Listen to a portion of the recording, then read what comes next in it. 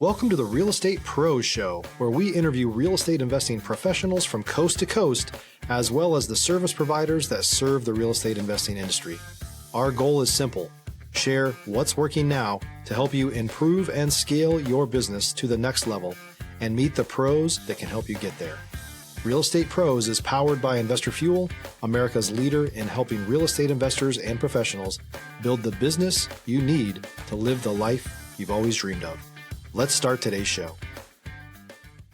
Property insurance for real estate investors doesn't have to be difficult, but it does need to be there to protect you when you need it. MyInvestorInsurance.com not only provides insurance at 15 to 30% cheaper than traditional agencies, it's built specifically for real estate investors like you.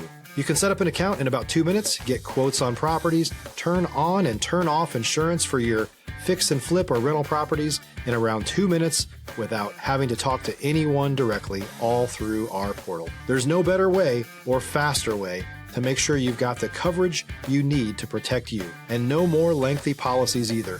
Once you're set up, you're billed monthly and prorated by the day for however long your policy is active. It's powered by MSI, the third largest independent MGA, with 1.5 million customers and more than $1 billion in cumulative premiums written. Get set up today in about 2 minutes at myinvestorinsurance.com/fuel. All right, guys, welcome back to the show. I am your host, Brett McCollum, and I'm here today with Nate Shields. And today we're going to be talking about multifamily investing. Before we do, guys, at Investor Fuel, we help real estate investors, service providers, and real estate entrepreneurs to 2 to 5x their businesses to allow them to build the businesses they've always wanted and live the lives they've always dreamed of. Without further ado, Nate, how are you, man? Hey, I'm great, Brett. Thank you so much for having me on today. Man, I'm excited to be here with you, man. This is great. Got to catch up with you before the show and get to know you a little bit. We've got a lot of things that we have some mutual love for. I see your guitars back there. We talked about a few other things as well. But man, thanks. I really appreciate it. But before we get into all the things, we're going to talk about a lot. Can you catch us up to speed a little bit? Rewind a little bit. Who is Nate Shields? Yeah, so typically where I start, is pretty much right after college, as far as thinking about career and things like that. When I was in college, I had no idea what I wanted to do. I just kind of followed my interests. So I went to a small Christian school, studied biblical studies and philosophy and psychology, but knew after a couple of years of that I didn't want to do it vocationally. I just wanted to volunteer my time in the church, but that kind of left this gap after graduation. Like, okay, now how do you make money, in the real world with just a degree? Because, something that at least, my generation and the generation before, it's like, go to college, get educated, and then a job will be handed to you and you work there forever. Right. That didn't sound great to me, but I still had to make ends meet. Sure. So I got a marketing job out of college.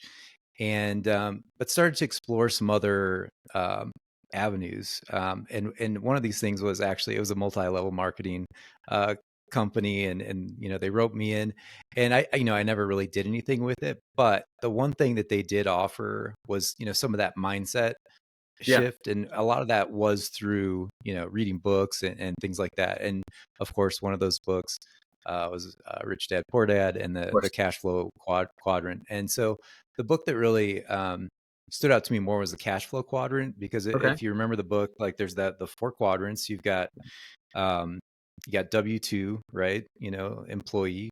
Then you've got self-employed. Then you've got business owner, and then you've got investor. And I'm like, well, shoot, I'm in this lowly W-2 quadrant. How do I make the jump into these other sections so that I can be in that investor? So at first I was thinking, how do I get to self-employed? What do I do there? And it took me kind of many years and iterations, but I finally settled into real estate about a decade later. So it really did take me a little bit of time to settle into it. But I found real estate. I started out as an agent, and my goal was just to quit my job. I didn't like my job, right? I it wasn't fulfilling, and it was kind of a dead end type of position anyway.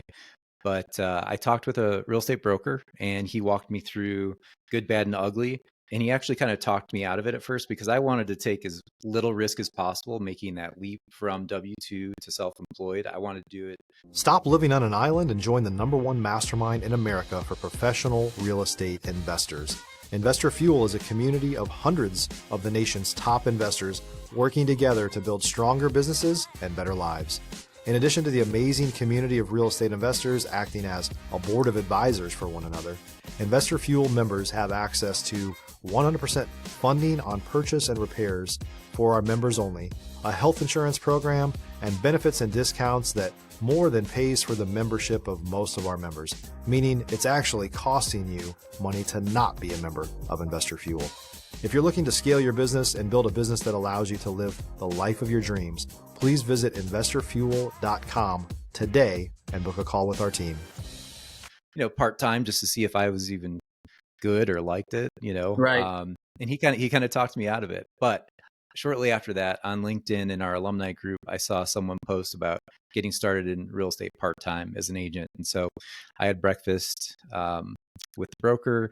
We hit it off. 4 months later, I was licensed and it was kind of off to the races in that sense. And within 8 months, I was able to quit my job and really go full-time as an agent in the Chicago area. And that's what kind of got me started. And even though the first couple of years things were going really well, I still had no kind of, I guess, intellect or desire into the investment side, even though I started working with a few investor clients. And I thought that was kind of interesting. What ended up happening was a property manager texted me the latest episode of one of the Bigger Pockets podcasts. And this was way back in 2015. Okay. And so they were around episode 100 or something like that. So I listened to it on my way home from a showing and it just kind of floored me. I was like, what is this investing side of things? It's so interesting. And so I went back, I listened to all the episodes, started reading some books, educating myself. And then I talked with my buddy about it, who's a financial planner. And he was already doing some real estate stuff with his family.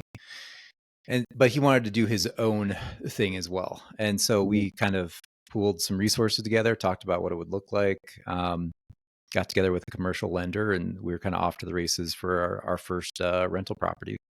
Wow.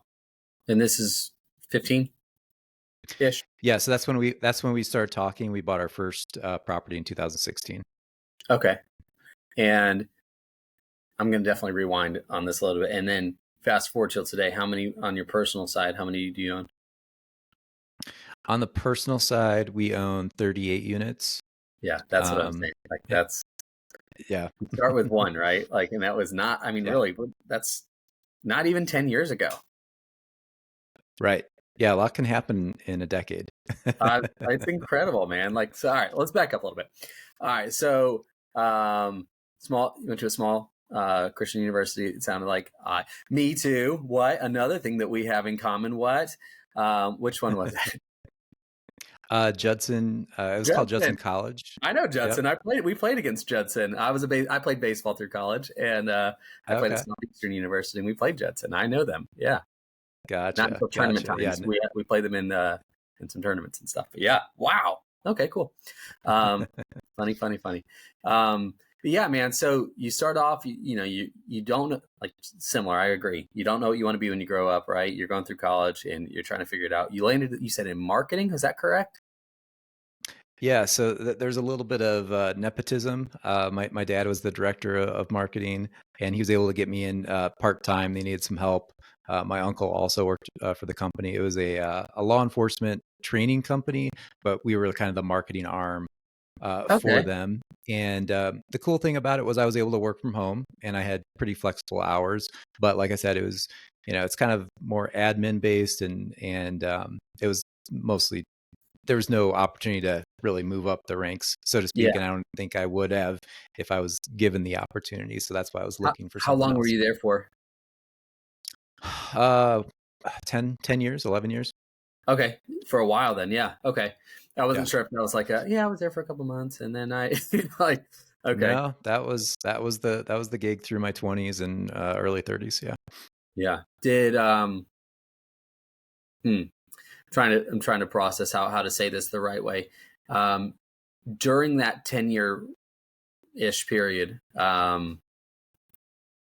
were you ever at this point of like, I have accepted that this is what I'm going to do? If you're looking for consistent, high-quality leads, look no further than Investor Machine. Investor Machine isn't just another agency. It's the most sophisticated, data-driven lead generation company on the planet for real estate investors, and serves the role of being not just a lead generator for your business, but a marketing partner that is helping you achieve your goals along the way.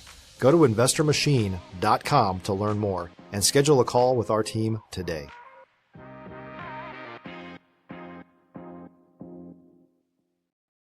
Or was there ever like, or were you always like, there's something more for me?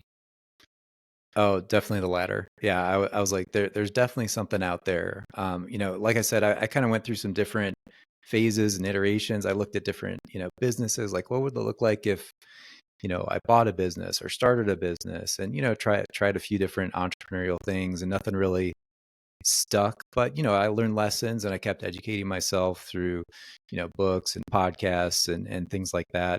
But real estate, it's going to sound cheesy because this is, I think, a lot of people's stories is, HGTV, Flip or Flop and those types of shows. Like me and my wife would just sit on the couch and watch those and be like, if they can do it, I mean, I could do this thing. Like I could do the realtor side of things. I could flip property, all those different things. And so that kind of, at that point, I think I was really motivated, especially because we were about to have our first child. And so there's a lot of motivation that comes with that. It's like, okay, Sure. that responsibility of, you're starting a family, that motivated me. My goal that first year as an agent was within a year, I would like to be full-time on the agent side of things so that I can protect my time, provide for my family, and be around as much as possible. And like I said, within 8 months, I was able to go full-time. Yeah. Are you still using your license at this point?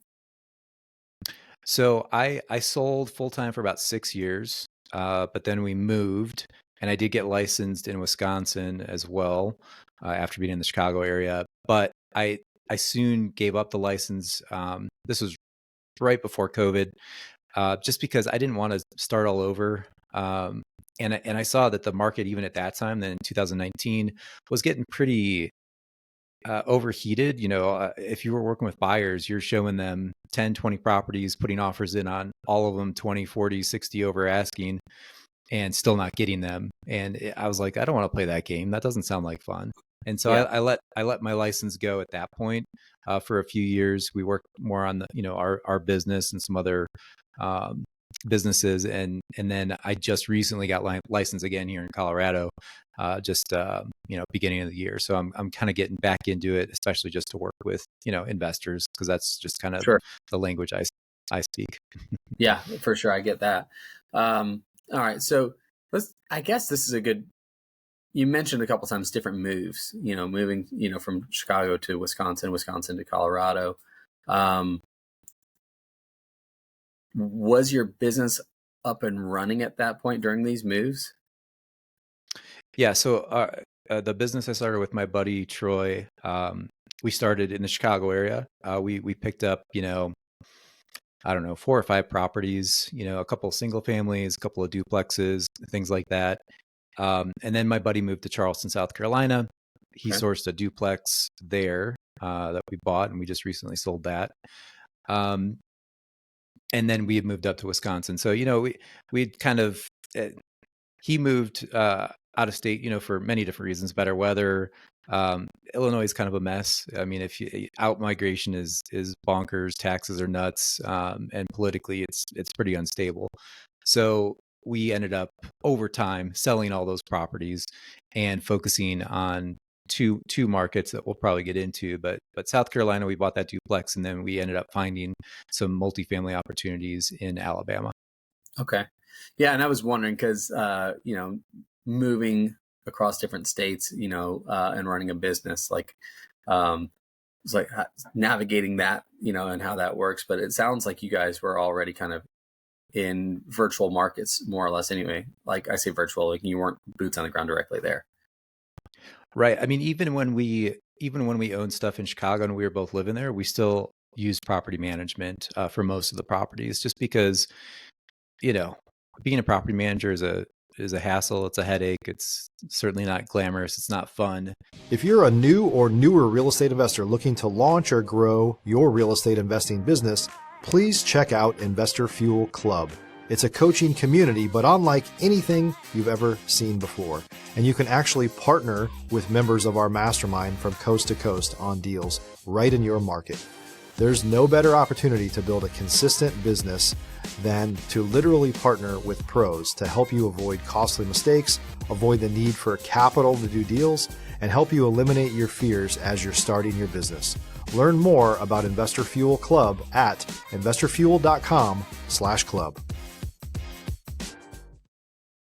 And to do it the right way, you need a special type of person to do that. And we went through a few property managers at that, but we found some really good ones in Alabama. And that's What really part of Alabama? this is Northwest Alabama, about an hour west of Huntsville. There's Okay. four cities along the river, the Tennessee River there. University of North Alabama is there in Florence, and then you got Tuscumbia, Sheffield, and Muscle Shoals. And so Yeah. that area, that collective area, is known as the Shoals. And it's a smaller market, but we really like it. We fell into it. I can get into that story of how that happened, Yeah. because since then, that's really been our focus has been those four cities. Yeah. Well, that is a good transition point, because I was going to say, so you've got the personal portfolio and things like that. And now you've also been working on, let's talk about the other side of the business. What else are you working on? Yeah. So, we had hit, 40 units, a couple of years back, and we were just thinking, like, how do we continue to grow the business? Mhm. And there were a couple hurdles in our way. One of them being we were pretty tapped out, right? Cash is needed to buy real estate, typically speaking. It's great to get those seller finance deals, but yeah, you still have an outlay of cash. So at that point, we were fairly tapped out, and we had talked in the past about bringing in other investors. The problem is that my buddy is a financial planner, and so there's this concept called selling away. So they're not able to, like, raise funds for other um, projects or securities or businesses without being an RIA. So he had to jump through a ton of hoops. Took him probably 6 months, and he took on a little bit of risk to even do that, because he didn't know if his investors would stay with him and things like that. But he knew he wanted to grow this other side of the business, moving more towards that syndication model, bring other Right. investors to co-invest with us. So about a year and a half ago, that's when we started that. And in the past 9 months, we've bought 2 properties, a 55 unit and a 71 unit. Oh, We've wow. raised about $9 million. We've got about 80 investors. And the goal moving forward is really to buy 1 to 2 assets per year and keep going that way. So 9 months ago, huh? Last summer, we closed on the 55 unit. That was our Mhm. first one. And this then is where? this is also in Alabama. It's in Yeah, love Florence, it. Alabama. Yeah, so everything is concentrated down there at the moment. We are looking at some other opportunities in South Carolina right now, but yeah, everything is there. We like I said, it's a great market. We kind of stumbled into it. How we stumbled into it, we found a 20 unit building on LoopNet, and usually, most people say that's where deals go to die, but my buddy found it, and the numbers were so horribly bad. He's like, Yeah. there's no way this could make sense. So he did a little extra digging, and once he got the tax returns and figured out what was going on, it showed that they were actually only reporting half of the income on the property. So we ended up buying this 20 unit, for well under ask. And when we went down there for the due diligence, we were more interested in learning about the area, and then if we were going to retain the property manager that had already been managing the property for 7 years. And we hit it off with him, and ever since then we've been working with him, his property management company, and he's been a huge part of our success, because not only does he do a great job of managing these properties for us, but he has brought us the last 4 deals we purchased. So he's Wow. been our bird dog, so to speak, in that market. That's I mean, that's it, right? You hit the sweet spot right there. You found the right team, right? It's you can do so much on your own with your partner, right? And the owner's box, but without the team, man, like that's where I think that's a special, special, special thing you've found there. And like you said, it attributes to a lot of the success you're having. Um, so the Shoals there, that whole area. Um, I'm pretty familiar with the area, in general, overall. I'm curious though, was it literally just that mistake on LoopNet that got you there, or how did you get into that market? It really was that. It was once we get that under contract and went on our due diligence trip, we knew what the condition of the building was. We knew it wasn't anything special, C minus, not necessarily the best asset in the world, but it was a great deal. And we wanted to just know more about the area itself. And so we did a ton of driving around, talk to people, get to know the neighborhoods, get to know the cities. And we were just impressed.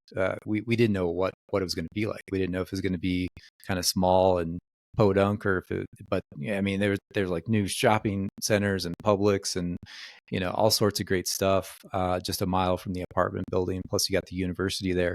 So we really loved the area. And then, like I said, the second piece was do we keep this property manager? Because it would be a pretty heavy lift to, get that building under contract and go to purchase and then have to find property management, because it is a smaller area. There are, of course, other property managers, or you could build your own team or use a realtor or something like that. But we just had so much confidence in his ability. Plus he had already managed it for so long. We felt good on all the fronts, and that's why we moved forward. Very good. Yeah. And how are you guys able to, was it through syndication? How did you guys, what's been the process like for acquiring, these types of buildings? Yeah, so that one in particular, that was still, just me and my buddy. We really actually got 100% financing on it because we had a line of credit, and then the bank did the rest, and it still cash flowed. So that, Wow. I mean, that's how good of a deal it was. So yeah, but that shortly after that, we bought a few other smaller multis and things like that in the area, but then we were tapped out. So yes, now it's the syndication model is primarily what we're invested in, because you're just able to buy bigger, better, more interesting deals.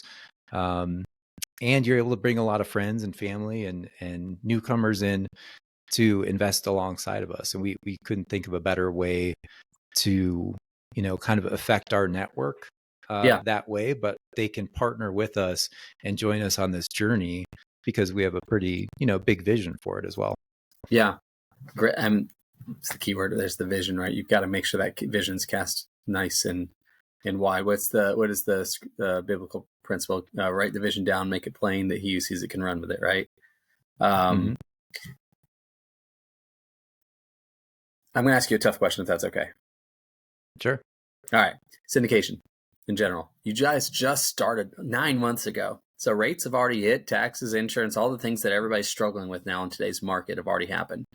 A lot of the people that I talk to maybe started their syndication stuff in COVID, 2020, 2021, rates are low, insurance hasn't spiked yet, this, that, and the other. And now, maybe they were on adjustable, rates and stuff, and they're getting pounded. How are you guys protecting yourselves on these syndications and these deals that you're doing from the 7-8% interest and the insurance and the tax? How are you guys protecting yourselves on the deals you're doing? Yeah, I love that. I love that question. Well, part of the reason we got into it is because we kind of saw the writing on the wall. We knew that a lot of people had taken out, bridge debt, adjustable debt that was going to be due in 2 or 3 years. And then, of course, we saw interest rates go from nothing to, where they are today, very, very high. And so we knew that there's going to be opportunity. There could be some distress in the market, but we also knew that it would kind of, get some people out of the market that shouldn't have been there in the first place, probably. Right. And so it's a combination of those factors, but we take, risk is really everything in real estate to us. And so we try to mitigate as much risk as possible. Now, what's the easiest way to mitigate risk, take on as little debt as possible and make sure it's fixed for as long as possible. So when we're buying these assets, we're not putting down, 20, 30% like a lot of these other groups were doing. We are putting down, 50, 55%. So we have cash flow right out of the gate, and we have that barrier of protection there. And then we put it on long-term, fixed rate debt. And then we know that if rates ever do become more favorable, we will have the opportunity to refinance. But in the meantime, we just want that safety net and just that ability to cash flow along the way. We'll wait out the market trends, and along that trend line that we see, we'll just buy as much as we can, and with that same strategy. Because that strategy will work in just about any market. If you have long-term debt, fixed rate, and then you're putting enough cash into the deal, you'll be just fine. Yeah, that's perfect. And that's what I kind of thought you might go that direction. So the strategy, it sounds like, let's make sure I understand it right, is when you're raising capital, for the syndication, it's largely to put a heavy chunk down. Like you said, was it 50, 55%? Is that what we're saying? Right. Yep. Yeah. And that's simply to keep the debt down. Is that correct as well? Yeah. It keeps your exposure on the debt side lower, and it allows you to cash flow from day one. We were able to give distributions within the first 3 months on the first deal because of that strategy. Whereas with other syndications, depending on what the business model is too, we weren't doing any like heavy value add. These were newer buildings, less than 10 years old. So there was no CapEx, there was no value add component to it. Other groups might go in with a heavy value add on maybe an older product, and you're not going to get any returns for maybe 18 months, 2 years while they're doing the renovations, leasing it back up. And then you get a chunk at the end if they're repositioning it or deciding to hold it. But we look at it more like owners, because we like to own real estate. We're not in the flipping game. I think that's what a lot of people were doing in the syndication space, because rates were low, money was easy to find. I saw groups turning around deals in as little as 13 months. Like that's just it's not normal. And anytime you see indicators like that, something's off, and you need to proceed with caution. Yeah, I love that. I got one final question for you. And because you were doing that on the personal side, growing your own portfolio on the personal side, how did you maybe learn on the syndication side of things? Was it where did you, because I'm just going to syndicate, how did you kind of learn that? Yeah, it's, it's all about education, really. It does come down to that with real estate. And I think that's why I've been in real estate as long as I have, and I'm never going to stop, is because I'm always learning something new every day. Even people who have been in the business for decades, they're learning something new every day. Like, it's just the market changes, the trends change. There might be new technology, whatever it is. But yeah, I think, we started talking about it, and we kind of knew the gist of the model, but there's still, it's a big gap, from buying single families to doing a Reg D filing that's, regulated by the SEC. So, one thing that was a huge help for us, and we give this book, The Hands-Off Investor by Brian Burke. We give this book to all of our investors, but it's also great for GPs as well. Because it focuses on what questions should LPs be asking of the GPs in the deal, but it also goes into things that the GP should be doing as well. So I've read this book several times at this point, and there's just a lot of good resources in that. So if you're looking to just be a passive limited partner, I would recommend starting there, just so you know what to look out for. And it's more about, the jockey, not the horse, right? It's more about the sponsor than it is about the deal. The deal still matters because you're going to want it to align with your mid and longer term goals, but really it's going to be the sponsor that you're going to have to understand how to vet and work with them. That it's a great resource for all those things. Yeah, that's incredible. Oh man, this has been phenomenal. If people are going to want to reach out and connect with you and learn more, that sort of thing, what do you think the best way for that would be? Yeah, definitely go to our website. It's just missional.group. And just a quick aside about our name, missional. We're kind of mission focused. We have, not only do I look at it kind of three pillars. We have, we want to provide great returns for our investors.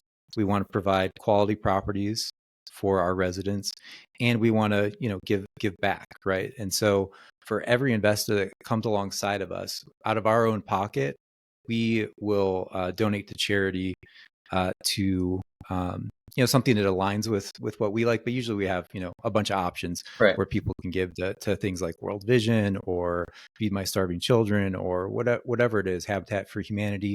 And we've already written checks for over $25,000 in the last 9 months to those charities. So that's kind of part of our mission, is to be socially minded and mission minded, not just money minded. Incredible, man. That's incredible. Yeah. We'll make sure we get that in the show notes as well. Right. And guys, I strongly encourage you to connect with that, because what a great vision and what you're doing. And just, it's just a short amount of time. And I know it's still, for lack of a better way to say, early days in some of this but you've got the vision, you've made it plain, you know what you're doing, you've got, and you're running with it, man. It's just, if I like to say this to people, because not a lot of guys get, told this, anymore. And it's unfortunate, but dude, I'm proud of you, man. What you're doing, where you're going. I appreciate that. It's really cool. Yeah. Appreciate that. Yeah. Sincerely, man. Thanks for being on the show, sharing everything. And thanks for being here, man. Yeah. Thanks, Brett. It was a lot of fun. Yeah. Perfect. Well, guys, this has been a great episode. I appreciate you guys also hanging out with us, spending time, and we will catch you guys on the next one. Take care, everybody. Thanks for joining us for today's Real Estate Pros Show. You can learn more about the amazing benefits of the Investor Fuel Mastermind community, including surrounding yourself with hundreds of other rock stars, 100% financing for your deals, and members-only discounts from vendors you're likely already using that, as a member of Investor Fuel, will save you more than the cost of your membership. Visit investorfuel.com to learn more. If you're interested in joining us as a guest of this show, please visit investorfuel.com/pros to apply. You can also check the show notes for access to free resources, how to get access to world-class lead generation, and much more. Don't forget to subscribe so you never miss another episode. Have a great day. We'll see you on the next show.